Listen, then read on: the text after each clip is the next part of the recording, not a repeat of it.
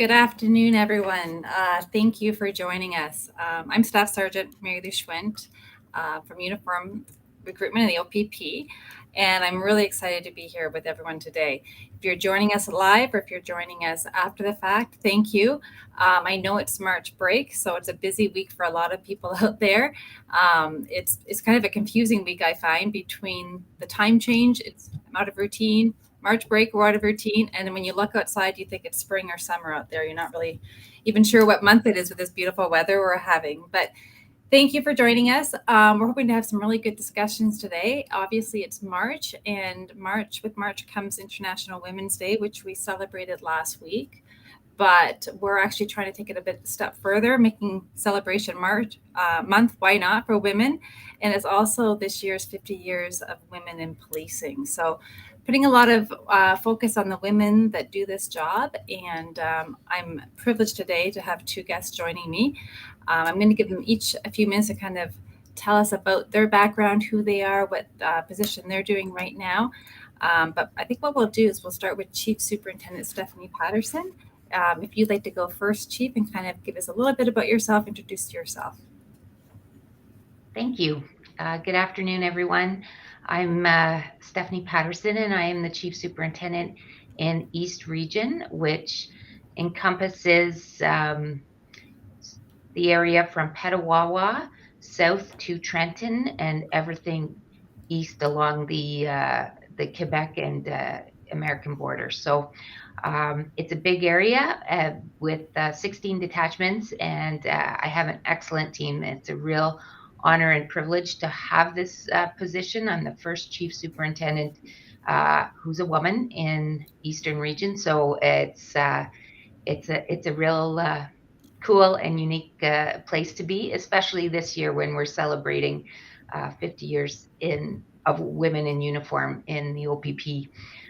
I came here last May, so I'm just coming up on a year. Previous to that, I was the Chief Superintendent in Field Support Bureau.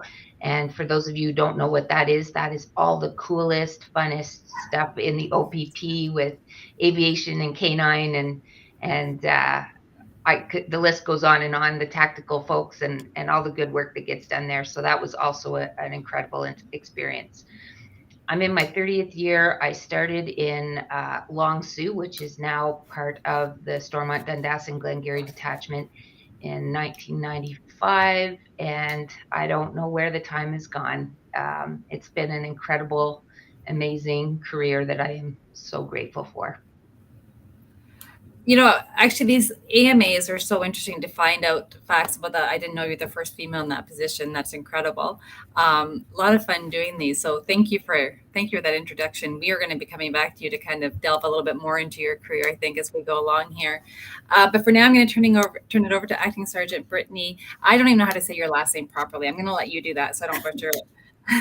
Okay, thanks for having me today, Mary Lou. Very honored to be part of it. I'm Acting Sergeant Brittany Bembenek. I'm a member of the Dryden Detachment, which is in the Northwest region. I've been here for approximately 6 years, and I've been in policing for 13 and a half years. Very excited to be here.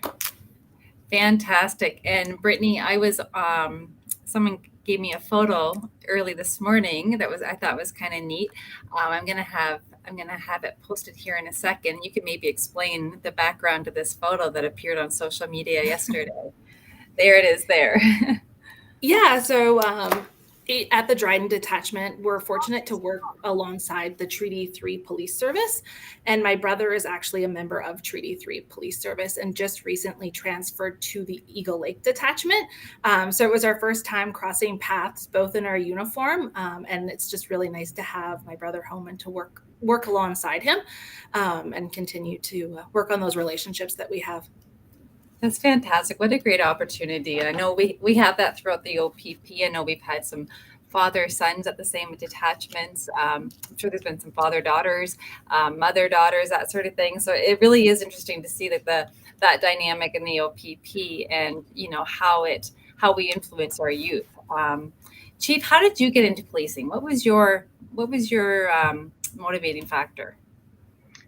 Well, Brittany's really taking page out of my history. So my brother is also a police officer.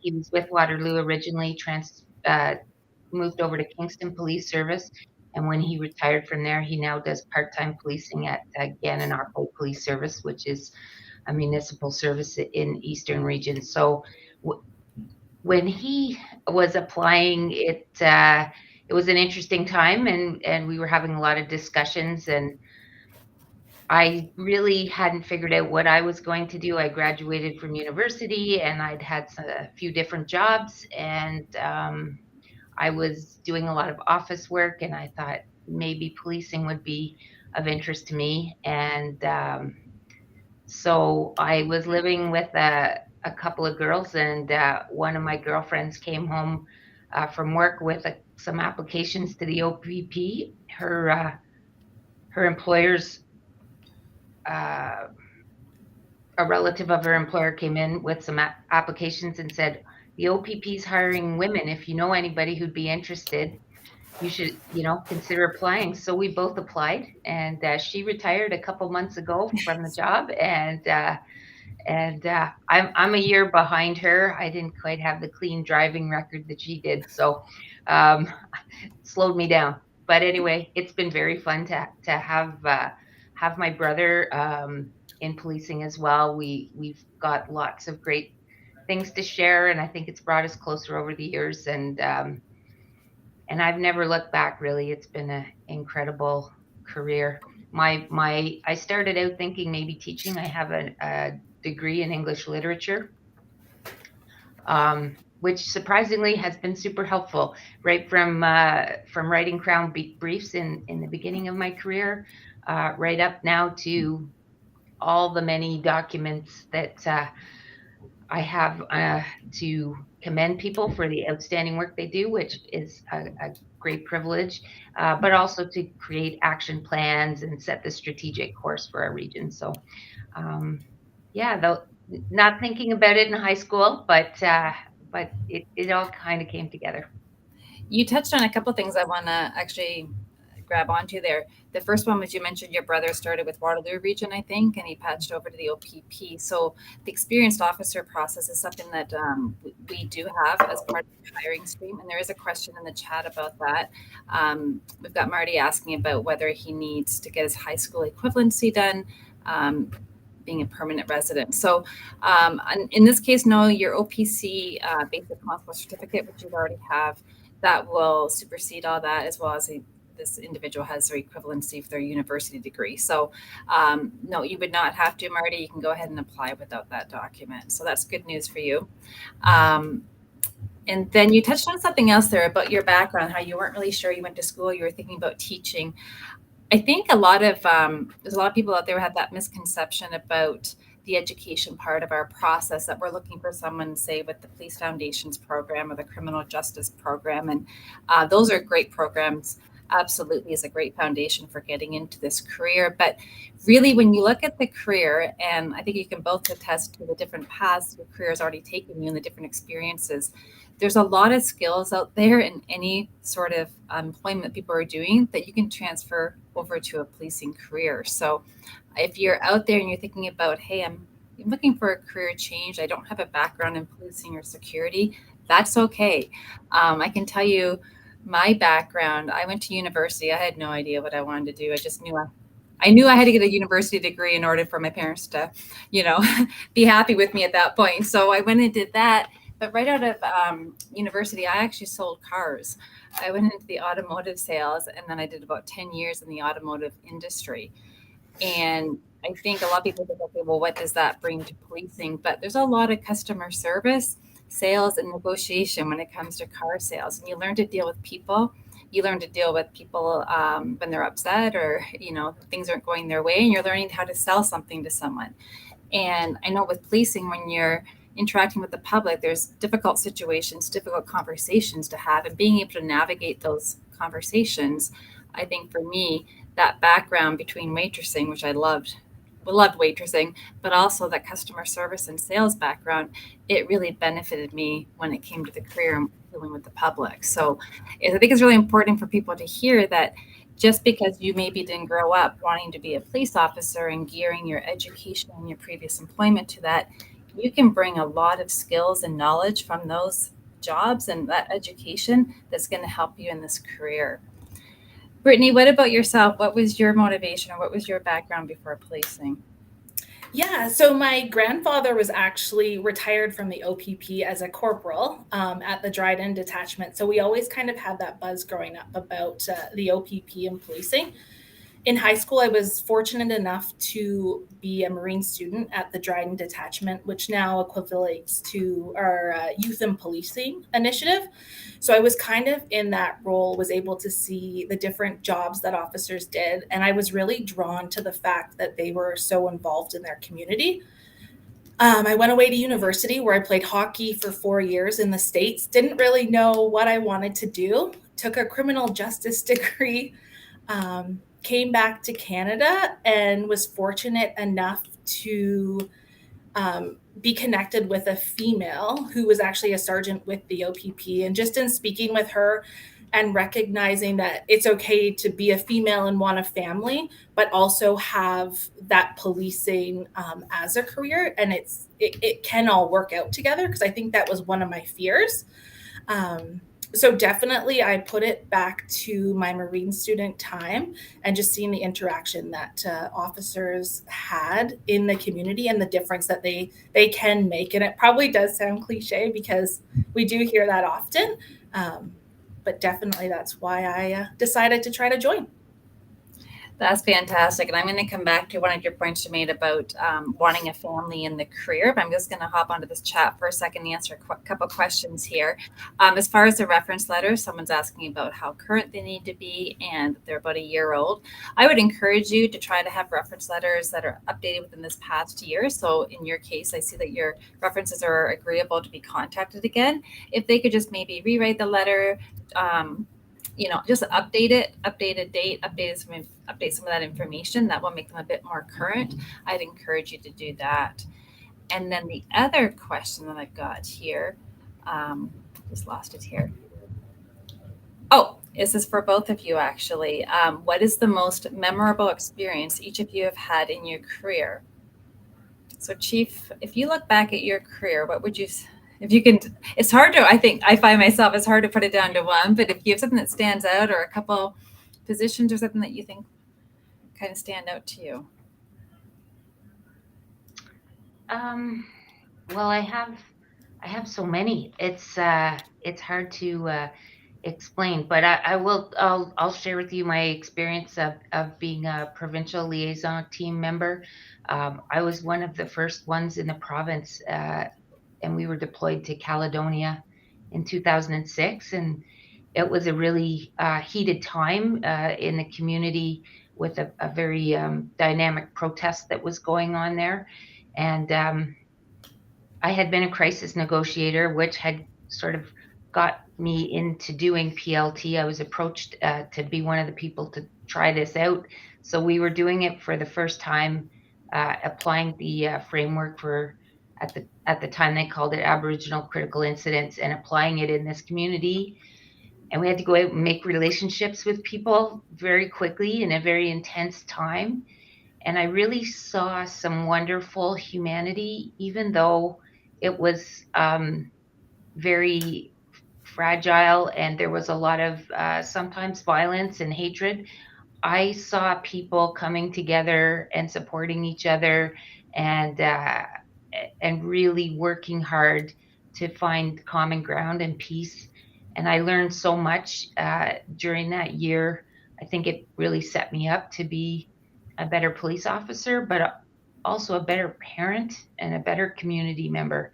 I didn't have a lot of exposure to Indigenous communities growing up, and that was really my first time where I was working with them every day. And yeah, it was an incredible learning experience, and I think in the OPP we have so many opportunities for those learning experiences. It was really incredible. So I'll go with that one. That's one of the things I know when I'm when I was interviewing potential candidates for the recruit positions, we'd often talk about like, where do you see your career, or what are your hopes and dreams for your career? A lot of time I'd hear K9, of course, or the True Team, which is fantastic. Like you said, the exciting parts, riding an ATV, all that. But what I always encourage, and to this day when I meet new recruits, is to kind of keep your doors open. Like, don't turn down courses, keep your doors open, because you don't know when you get into this career, you don't know what you don't know. So you don't know the doors that are going to be open for you. You don't know the avenues, but you're going to enjoy. You might find come into the career thinking, I love traffic, I want to do a lot of traffic. But you get into it and you realize, hey, no, I actually really like working with victims of crime, and investigating that type of those type of calls. So I really encourage recruits, come into those first few years and try a little bit of everything as much as you can. Get the courses. If they offer you a course, take the course, because you just never know what you're going to grab onto and what you're going to excel at. And then you don't know where this path is going to take you. I would bet that you never saw yourself as a crisis negotiator when you first applied to the OPP. You're right. I didn't even know such a thing existed. So, like, that was a foundational piece of my career for sure. I learned so many great skills in how to communicate with people, and such a great team, and being part of an integrated response. So coming to a big call of say a barricaded person with all the other elements like the tactical response, the detectives that come, everybody from everywhere who might not even know each other come together, and we do just really great work, and usually with success somebody comes out and a family's happy, and we've taken away the tension. And I remember my first negotiation that I successfully negotiated a guy out who was barricaded, and I was just flying for days. I was feeling so thrilled to be part of it. So yeah, it was cool. It is a real sense of teamwork, and that working with others, and that you're all working towards that common goal. It's a fantastic feeling for sure. Brittany, what has stood out for you in your career besides working with your brother now, or crossing paths with your brother, of course?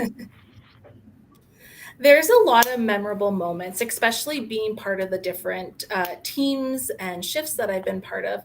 But one of the special memories that really stick out to me is when I started my career in Sioux Lookout. I was given the opportunity to be part of the Northwest Patrol Unit. The Northwest Patrol Unit is a group of officers who actually fly out of Sioux Lookout into our Indigenous communities that our detachment area was responsible for. And the first community that I actually flew into was Wagamau Lake, which I had no idea really what to expect going up there, other than just speaking to the different officers of what a great experience it really is.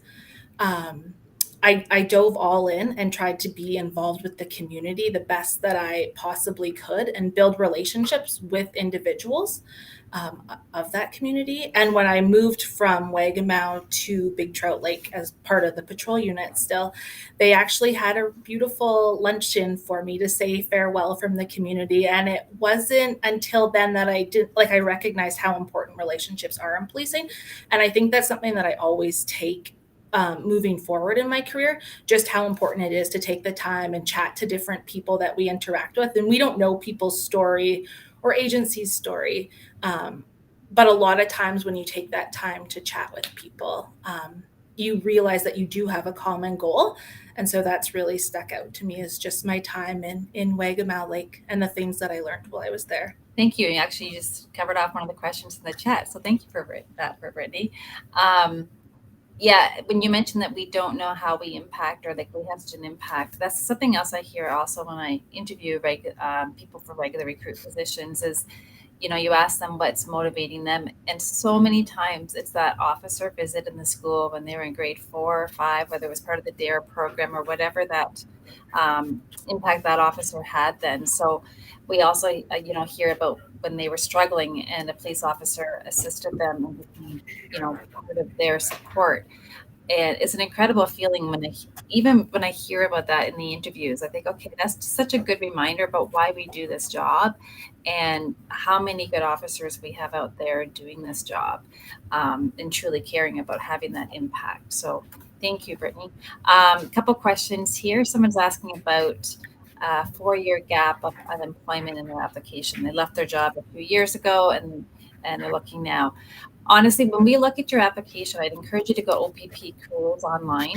There's 10 areas of assessment. So we're going to look at your volunteering, your community service, your education, your employment, um, all kinds of stuff. And we understand that throughout, people are applying at different ages and we all have different stories. So some of you might be really strong in employment where you've had steady employment, continual leadership roles or advancement, but maybe your community service is a little bit behind. Or maybe you are applying and you have 2 or 3 young children, plus you're working full time and you're doing shift work, and so you're not doing your community service. We understand that, but we want you as an applicant to be able to speak to all the areas of assessment. So if you haven't been working for a few years, what have you been doing? Have you been involved in your community? Have you been taking some ongoing education?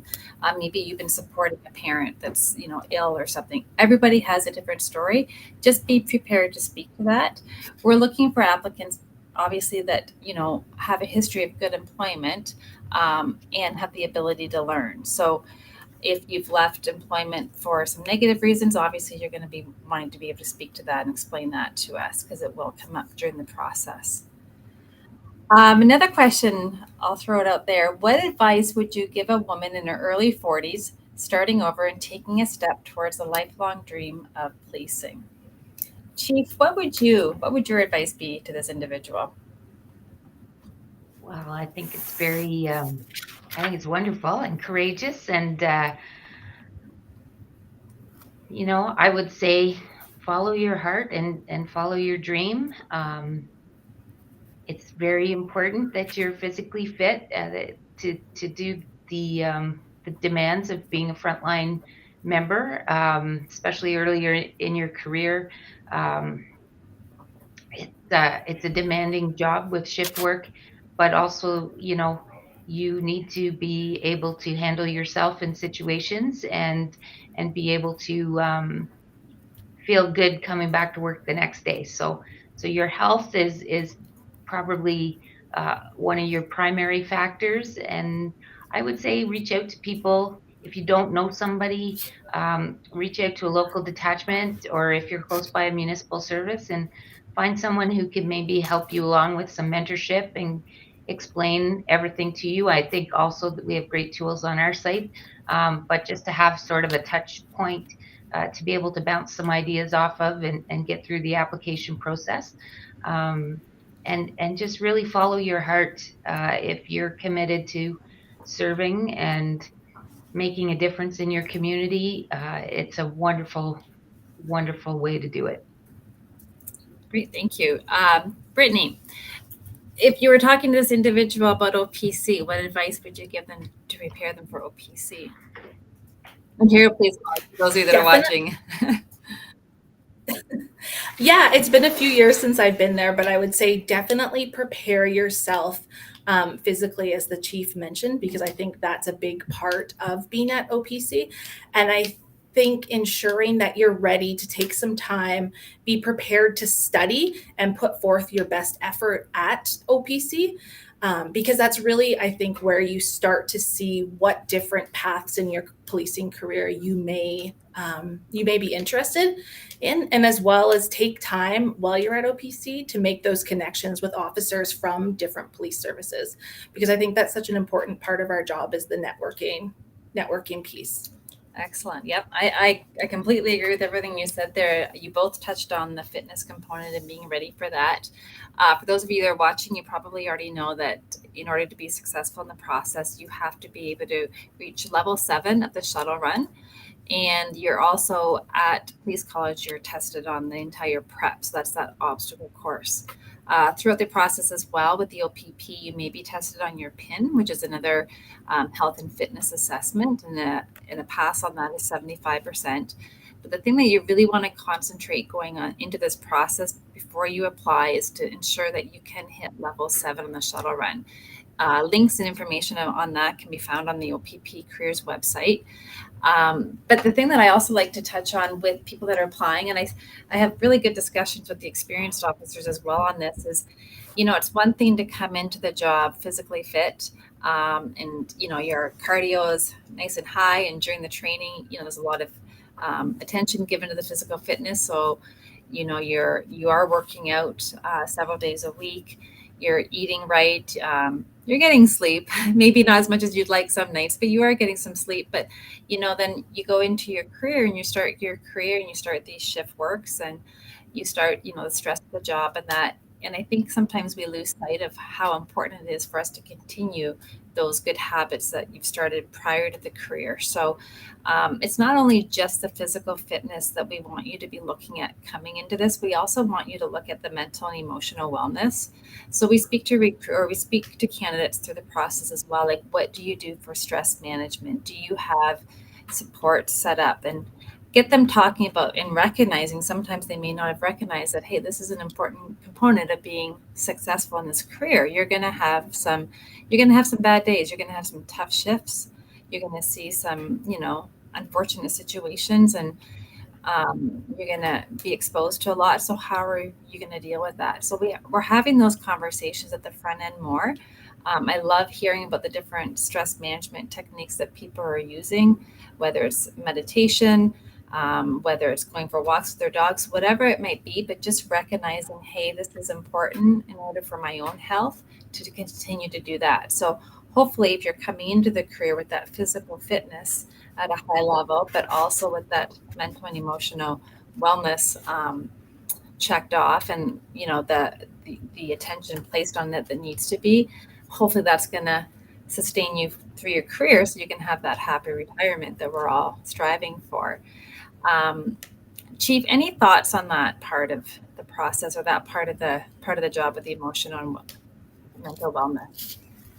Oh boy, thank you for asking me about that, Mary Lou. I had the privilege of assisting the commissioner in the development of the Healthy Workplace team. So that is somewhat new to our organization, and we have some clinicians in there, a psychologist, um, fitness folks, a lot of resources to help people get through tough times that we didn't certainly have when I came on, and we certainly never talked about our mental health or emotional well-being. That was not really a topic of conversation. There was a lot of stigma around it. So it's been very interesting. And I have to say, when we were putting the Healthy Workplace team together, although we had peer support, we still were thinking that there was quite a lot of stigma around mental health. But once we got the resources in place, they were very quickly overwhelmed because there was a huge demand for people wanting to reach out. And in some cases, people just kind of wanted to get a baseline to see, okay, I'm okay now. What do I look like 10 years from now? And how can I keep healthy in between? Other people had experienced a lot of traumatic incidents over time, and were feeling, struggling with different things. And of course, when we have big incidents, we bring quite a big team to bear to support the members in terms of clinical support and peer support.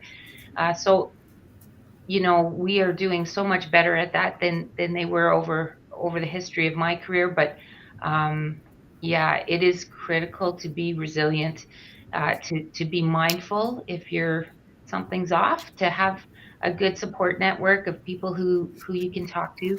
And sometimes it's hard because there's a lot of confidentiality around our job, so you can't necessarily share with your friends, but you can. If you have good colleagues and you can lean on each other, I think that's been a blessing to me over the years, and I would say we as an organization and policing overall is in a far better place than we used to be when it comes to dealing with mental health. And I'm a strong proponent that fitness goes hand in hand with the mental health. So if you're maintaining good physical health, you're doing good things for your mind. Absolutely. um, One of the things that I hear, and you touched on it there as well, is like having mental health check-ins, or like see your baseline. And that's something I've heard more and more from our experienced officers when interviewing them the last couple of years, and I absolutely love hearing it, is that they have a therapist set up already who they're familiar with, they're comfortable with. They do check-ins, whether it's every couple months, 3 months, 4 months, whatever they've determined. But I think that's important for two things. I don't think we always recognize when our own mental health is being affected, and that we may not see the change in ourselves because we're so involved in our selves and trying to get through it. But also, when you do need someone, you want that set up. You don't want to start the process then. You want to have that resource available, and you want to have that connection made already. So, yes, the Healthy Workplace team has really had an impact on the organization. It's been doing fantastic things for us, and it's really getting, I think, officers talking more about it. And it is such an important topic. So, yeah, and I agree. I'm a big proponent of the fitness part of it. I think burpees make everything feel better, but a lot of people think I'm nuts on that one. Couple more questions here. I'm just going to, before I lose them, someone's asking about the shift schedule. Typically, most attachments, I know there's some that still go on the 4 on 4 off, but I think most have a 5-4 schedule now. They're 12-hour shifts, so they rotate throughout the month, a 4-week period, and basically equates to you get 2 weekends off a month then, and then you work 2 weekends. So one weekend will be days, and the next weekend will be nights. You'll have a block of 5 shifts, so 2 days, 3 nights, and you'll also have a block of 3 days, 2 nights throughout that 4-week period, and then 5 days off following. And then you'll also get a block of 2 days, 2 nights a couple times. So it sounds confusing, but I'm sure if you look online, there's going to be examples of them. That is the typical shifts now. Some of them do still go the 4 on 4 off. So that's your 2 days, 2 nights, and then you're off for 4. But typically it's 12 hours for frontline. Another question here, learning a new language, French, will that be considered continuous education learning? Absolutely, it will, and it's a fantastic skill to have, so I encourage you to keep that up. We're always looking for candidates that know another language. We do serve a diverse population throughout Ontario, so that is a great skill to have. Love this question. I'm older than 25 years old. Can I still apply? Well, I got on when I'm 30, so absolutely. We've had people, I've been part of their hiring 50, 51, 52. Absolutely. People, it's, I think, gone are the days now where people come into the career at 18, 19, they stay for 30 years. People change careers throughout their lifetime. It's not too old. Over 25, your life's just getting started. I wish I could go back then. Just scrolling down here. A lot of people are agreeing. Yep, you can absolutely apply now. That's great. How do you apply? Go to opp.ca careers. You're going to see websites there. Yes, you're going to see links to our portal and an explanation of the application process itself, as well as the areas of assessments. Just scrolling down, I think I missed a couple questions here, but currently on mat leave. When would your advice be to apply? So congratulations, first of all, for your mat leave. Recruiters get asked a lot, hey, am I competitive enough? Should I apply? We can't answer that for you.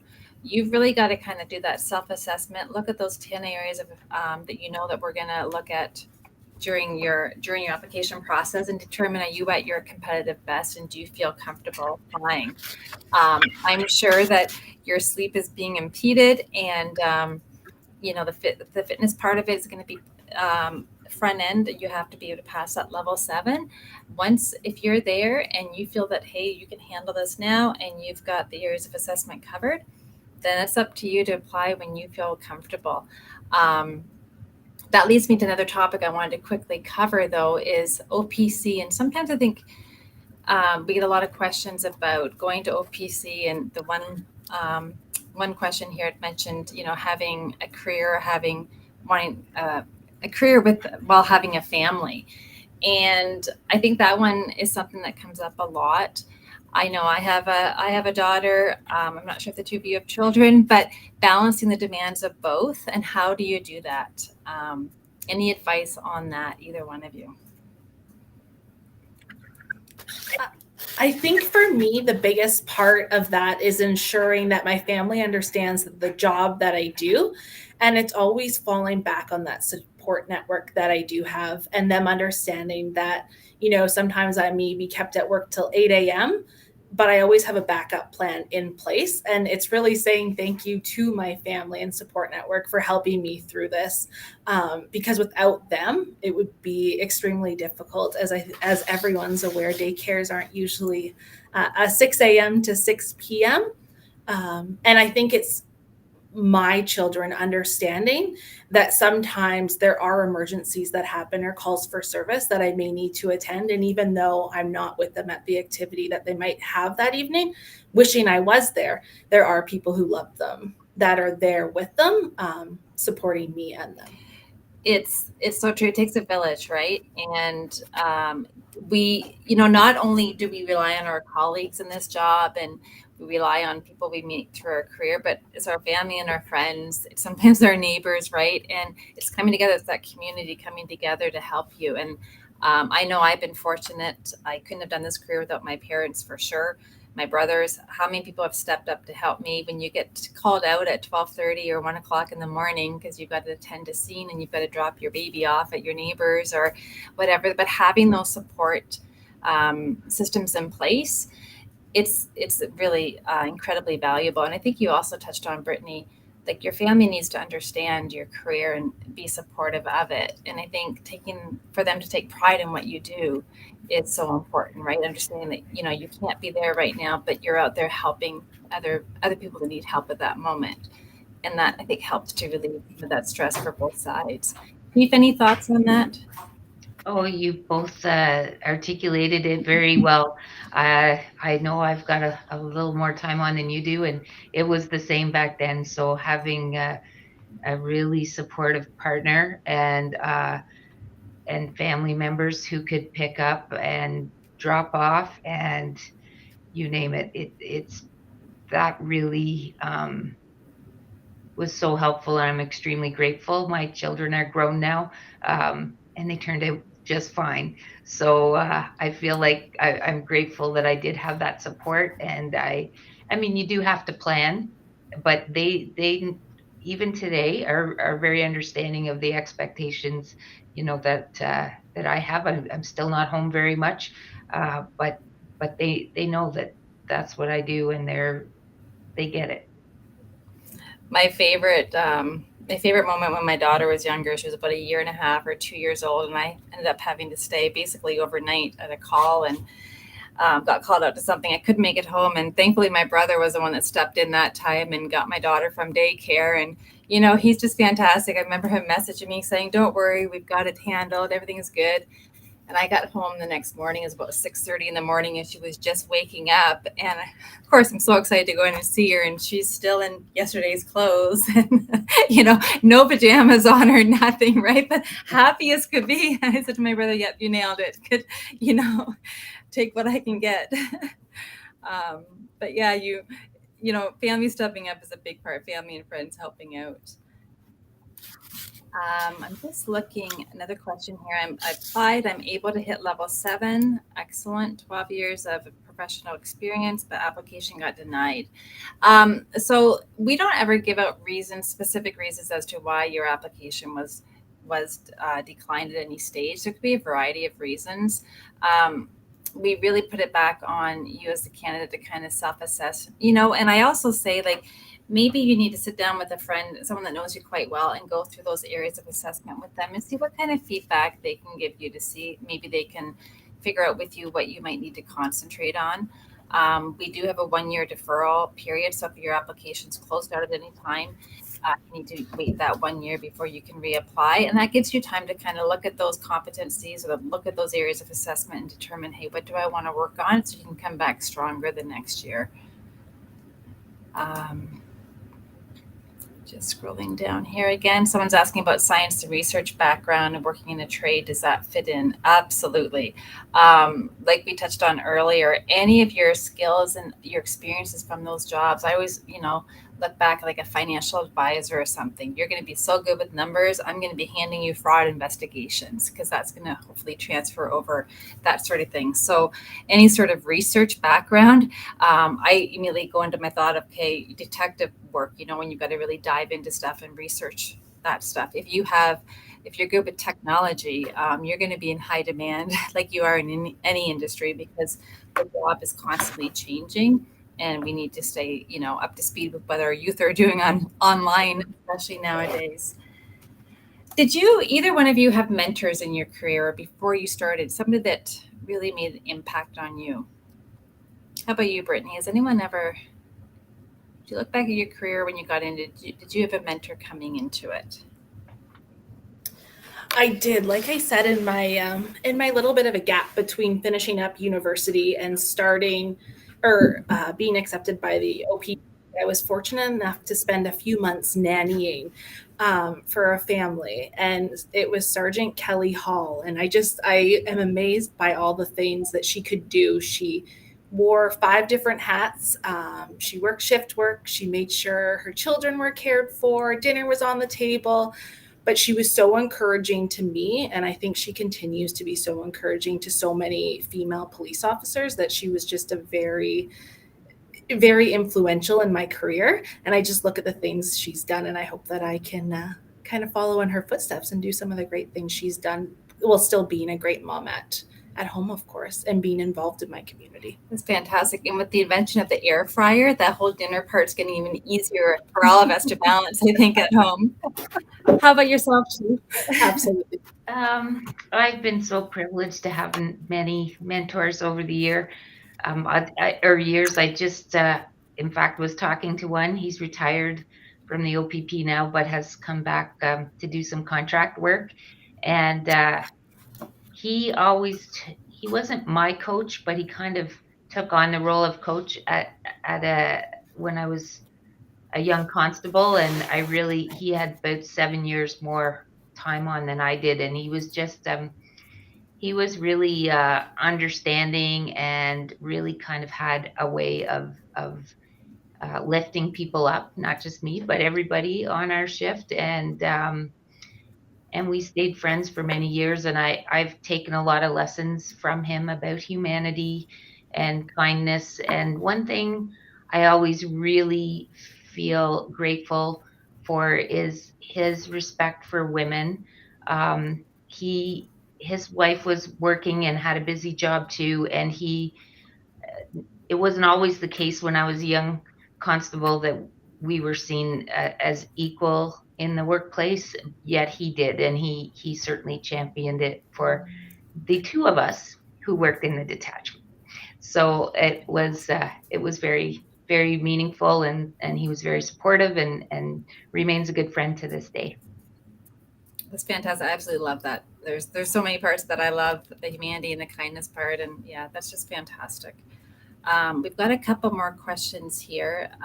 Could a person be a licensed insurance agent and a police officer at the same time? So any employment outside of policing needs to be declared and signed off on. So basically there's a process for that we look at, because we just have to make sure there's no conflict between the employment and what you're doing as a police officer. And that's evaluated then. I'm just going to wrap up with one or two more questions here.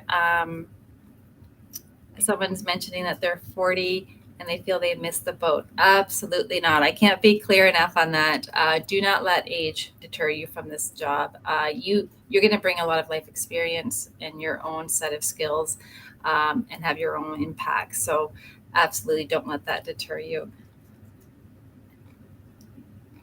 Someone had mentioned something about attachments. I can't find it there, but we get one of the biggest misconceptions, I think, with the OPP, I just want to cover off quickly, is the whole detachment posting selection. So obviously we are a provincial organization. We're staffing throughout the province, and we have demands. You hear a lot about the Northwest region demands, but there's demands throughout the province. And so basically during the process, what we do as recruiters is we speak to you about your preferred postings. So you have the opportunity at the beginning of the process to let us know your top 6 postings. So we work with you throughout it.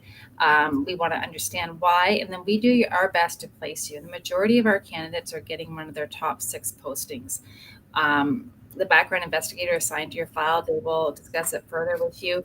But we also really encourage people to take the time to really research the postings, and also, again, be open to opportunities. So we will sometimes have information sessions geared towards the Northwest. Go on those, check them out. You might be surprised at the opportunities that are up there and what might appeal to you. It doesn't mean you have to choose them in your top 6, but why not give yourself that education and that exposure to it to say, hey, maybe that's something I want to try. But at the end of the day, we do take your top 6 and we really try to work with you and place you in one of those positions. And then during your career, I get the question as well as, can we just randomly transfer you? We're not randomly transferring people within their career. Just like other placing agencies, if something significant came up and we had to redeploy members, it would be for a short time, like Caledonia or something is one example. But your home location remains your home location. You do have the ability, though, to transfer, do a lateral transfer. So after you put your 3 years in your first class constable, then we have a lateral transfer policy that allows you to put in for a transfer throughout the province. So that's one of the biggest benefits as well, as you can work anywhere in the province of Ontario. So throughout your career, if your personal life changes or something, you have that opportunity with the OPP. You're staying within your organization, but you're moving to a new detachment. I hope that answers the question. So I think we'll just wrap it up here. I would like to hear from each of you. One piece of advice for someone coming in, let's go with a female coming into the career right now. What would your piece of advice be? Brittany, I'm going to start with you. Put you on the spot. Yeah, definitely. You won't regret it. And I think that in our field of work, we're so fortunate that we deal with different things every day, and we all bring a different piece of the puzzle to the larger puzzle, which is our detachment, our region, and the OPP as a whole.